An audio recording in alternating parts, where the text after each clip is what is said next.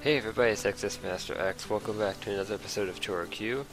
And the last episode, well, I don't really remember what happened because that was a while ago. But anyways, this is an episode I recorded a few weeks back. But the reason I haven't uploaded it is because this is being done in post-commentary. I forgot to save my audio with this. So the next two episodes, I think, are going to be in post-commentary. Yeah, because this is about 45 minutes. That's about 2 episodes. So yeah, I started this recording session by wandering around town, but I jump cut to the races because I didn't get anything done. So, like, I always wander around town at the beginning just to see if there's anything I can do.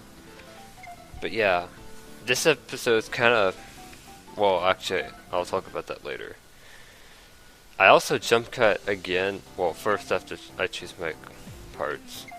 And for a while I kind of sit here debating which car body I should use. I don't let's see what I eventually change it to, because I don't remember. Oh, sorry for yawning. I usually don't do that during videos, so.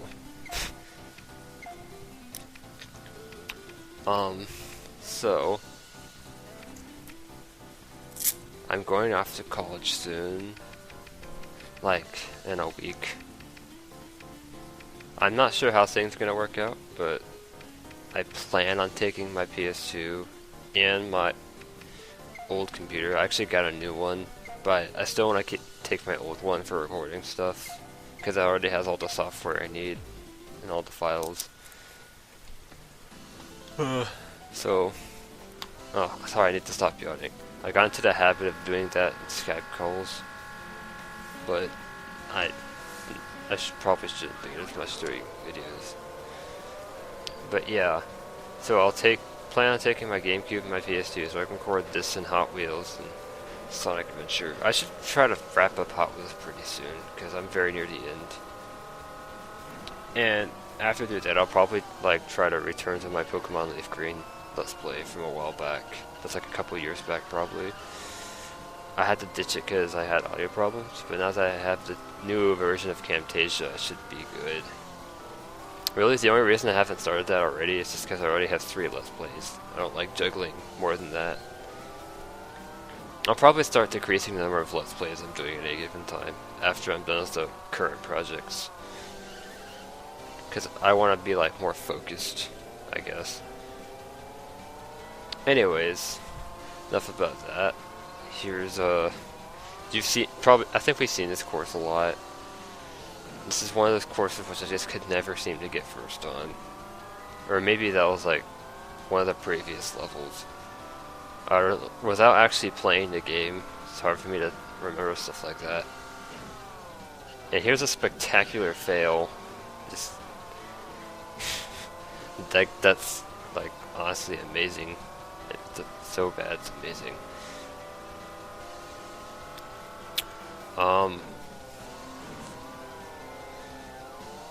This is kind of a random thing to bring up, but I have been reading the Pokemon special manga. I'm not doing a Pokemon Let's Play right now. So I won't talk about it too much, just because it's really unrelated. So there's no guarantee that most of the people watching this are interested. But I'm on issue 10 right now, and it's pretty cool. I always had an interest in the manga. I bought the first 5 on the Kindle store. Okay, it kind of lagged for me, that was kind of weird. But yeah. Was it? Oh yeah, I bought the first 5 in the Kindle store, and I read them, and I got sidetracked by something. I tried to get 6 so I could continue, but they removed it from the Kindle store. I don't know if it's back up there yet. So I had to read them on JB, which is a site that has all the manga. But when I was at Disney World, and this was February, it was half a year ago. But we went on a big band trip to Disney World, and I found this, and I found all of the issues 17 through 15, not 17, 7 through 15, the whole gold silver arc in a store in Epcot. and I thought this is amazing. So I bought it, and I think I can get these a bit cheaper online. I paid like $50 for that, but I think you can get it for like 35 or something online. So I'll probably get my later issues online. Not the least because it's like a lot easier to find, obviously. Amazon's very good for things that are bought by a few. But so yeah, I had to read 6 and 7 on JB so that I could actually like be caught up with the ones I actually bought. Because I didn't want to buy 1 through 7 yet, because I already have 1 through 5 in the Kindle store, so it seemed like kind of a waste. But anyways, got a new car as always. It's now November, and I'm going to the options. Oh yeah, I think I was trying to figure out how to turn down the audio on the the sound effects audio, because you can do that in Gadget Racers, but you can't do that in this game apparently. You just have to deal with the engine noises, which is kind of annoying, because that's like, I've seen a couple reviews about this game around the internet, or not this game specifically, but Gadget Racers, just because I had a phase where I liked going and looking at people's reviews. And that's like the biggest complaint about the Gadget Racers, was the engine noises were like really loud and annoying. Which is kind of how I thought like I should like turn them down in the sound effects, but no. They removed that in this game, unless I'm missing something obvious. So that's kind of annoying, but I guess it helps that this game isn't just racing. You also have these town segments. So I guess it could be worse.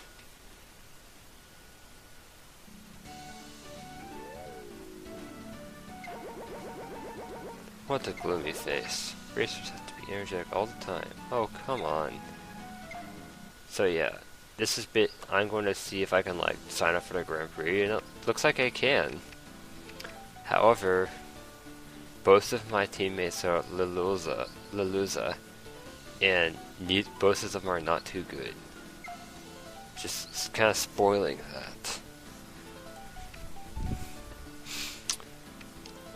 And seeing these like little portraits on the cards makes me wonder if there was like ever a ChoroQ trading card game, because it wouldn't surprise me given how many things get turned into trading cards.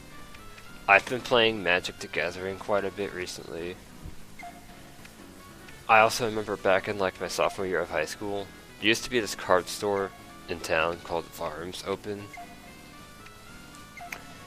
I don't think there's really a reason it was called that, because the guy who ran it wasn't named Varm, but it was called Varms, and it was a place where like nerds would go hang out.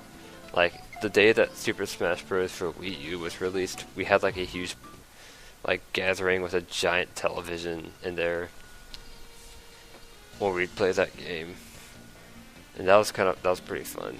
So I hung around there every now and then.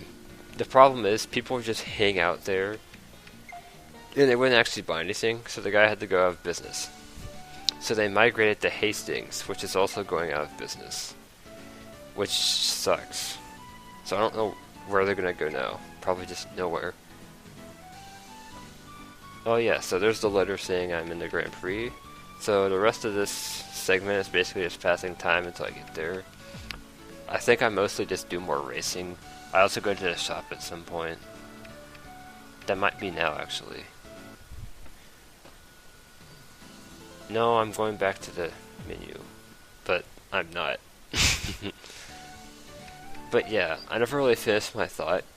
Back in my sophomore year, like, the My Little Pony trading card game was pretty popular there. I guess we have a few bronies in town. Oh, dang it. Yawning again.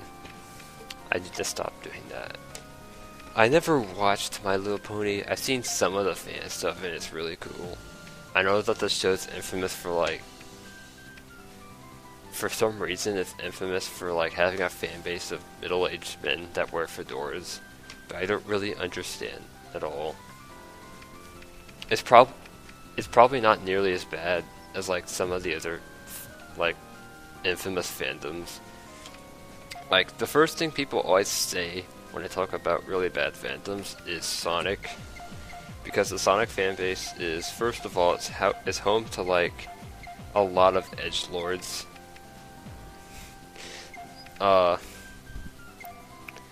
If you know what I'm talking about, just like teenagers who are kind of like, I don't really know how to describe it. You probably know what, like the person I'm talking about. Just the person who like kind of enjoys deeply like, I don't even know how to describe it. So, but you know what I'm talking about. And you know they like to like make their fan characters just kind of like, you know, escapism through like the Sonic characters and stuff, and they get like really into it, and like the shipping and stuff. I think so. Yeah, I feel like most fandoms like have some of that, but Sonic fandom is like a bigger supply because I guess it's just the atmosphere of the games draws that kind of thing. Especially like the later, like some of the mid 2000s 3D games, which like gameplay wise weren't very good, but they had like a much darker tone than the rest of the series. But anyways, not gonna talk about Sonic too much in this Let's Play. I honestly think the worst thing about the Sonic fanbase is just that nobody can agree on anything. But I guess it's also no different than bigger fandoms like Legend of Zelda and Pokemon in that regard. I guess the difference is like not all Sonic games are like good at all. Whereas with every Zelda and Pokemon game, the core, there's at least like value to the game. And it's just kind of personal preference. But yeah, while everyone complains about the Sonic fanbase, I honestly feel like fan bases for that, like some of the larger fan bases that thrive on Tumblr are like worse. I mainly talk about like Undertale and Steven Universe. I have nothing against like those like Undertale and Steven Universe itself. Just like the fan bases are extremely infamous, and I'm pretty sure they are worse than the Sonic fan base. I don't know, they're just like people are often scared of them. I never actually played Undertale. Obviously I hear lots of good things about it, and I've seen a little bit of Steven Universe. It's a pretty nice show, but it's also not really my type of thing. But you know, I enjoyed watching it. Well, that does remind me. Speaking of things that Tumblr is obsessed with, the other shows that come to mind are Gravity Falls and Legend of Korra, which are both over. I've watched like some of Gravity Falls. I really liked it, but I never got around to finishing it because I just don't have time to watch TV shows, unfortunately. I should get to that someday though. In Legend of Korra, I watched all the way through because I watched Avatar and as a kid, and it was like my favorite show. It's like in one of like the holy, like not holy, that's like not really an accurate thing to say, but it was like a circle of like TV shows I watched as a kid that I just really liked. So yeah, I watched Legend of Korra. A lot of people who I know who love Avatar don't like it at all, and like just give up on it after like the first season. But I personally like think that Legend of Korra is really good. It's a little bit less like cartoonish than Avatar. It's kind of more anime-like, I guess. I don't really know if that's the correct way to put it. But it's more emphasis on the overarching storyline instead of like the misadventures of Aang and crew. And yes, I'm like buying a bunch of stuff here and just not paying any attention to it. It's pretty I'm just like buying. I bought the Operators too, I think eventually. I think I buy like some other cool stuff. I eventually buy the Taxi Light, which I'm very happy about, because the Taxi Light's the best, and it makes you go faster for no reason. But yeah, back to what I was saying. I think that Season 3 is probably the best episode not yeah, the best episode, the best season of Korra.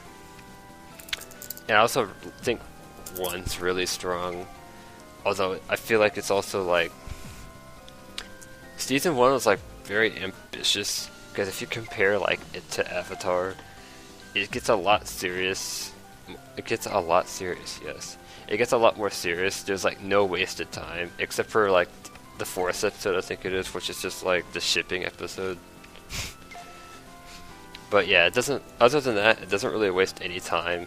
It just has this intense plot going on. I like season 3 because I feel like season 3 has like the most philosophically advanced like villain. 2 and 4 I don't like as much. 2's kind of interesting though, because it delves into the spirit world a lot, and I think it has some really interesting parts. And 4 also had some cool moments near the end. I don't know, I'm not going to talk too much about it, just in case someone hasn't seen the show and they want to watch it. I don't want to spoil it. And plus, it's absolutely, completely unrelated to this anyway.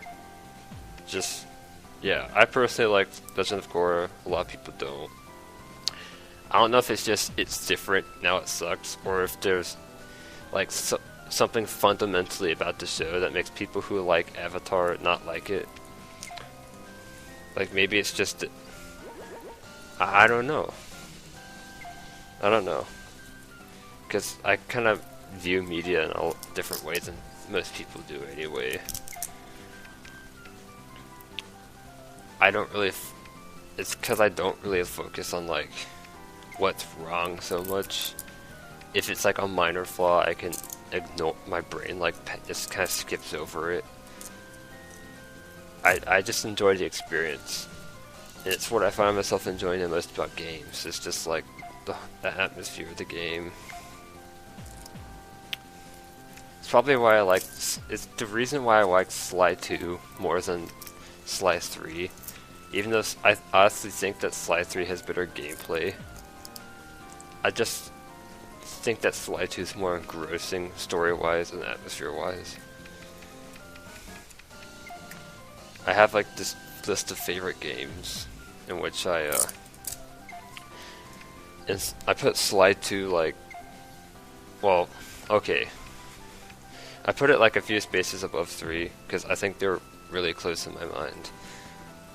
And of course, the thing about my favorite list of games is I don't really want to talk about it because, first of all, you can probably tell what some of my favorite games are just by looking around my YouTube channel.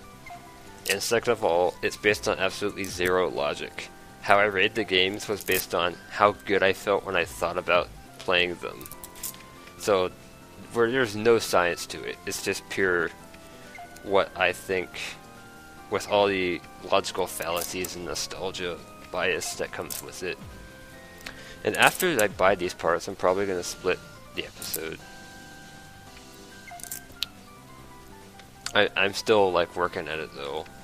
I honestly could have sped this up. Oh well, it's too late now. I think I buy the 6-speed AT, that's going to be really useful. And if you're wondering, this whole shopping spree was basically just in preparation for the Grand Prix.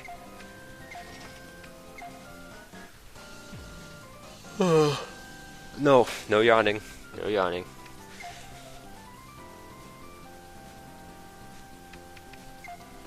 So yeah, it's just one kind of weird thing about me. And it's also the reason why some of my favorite YouTubers are people who like, as far as like their video quality and commentary style, they're not really perfectionist.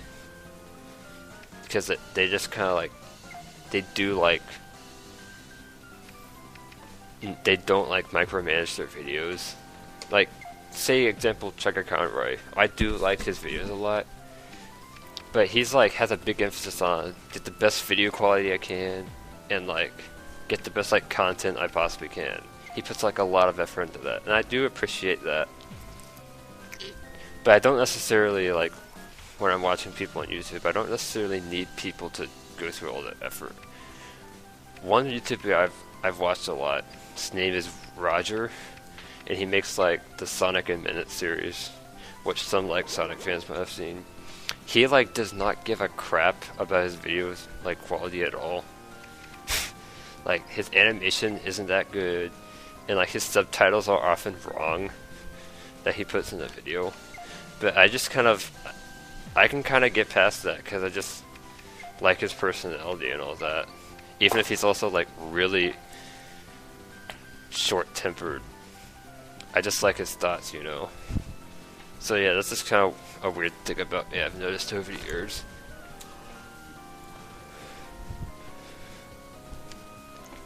Am I still buying stuff? Do I buy the... I know that when I buy the... Okay, no, I'm done. I bought the taxi light.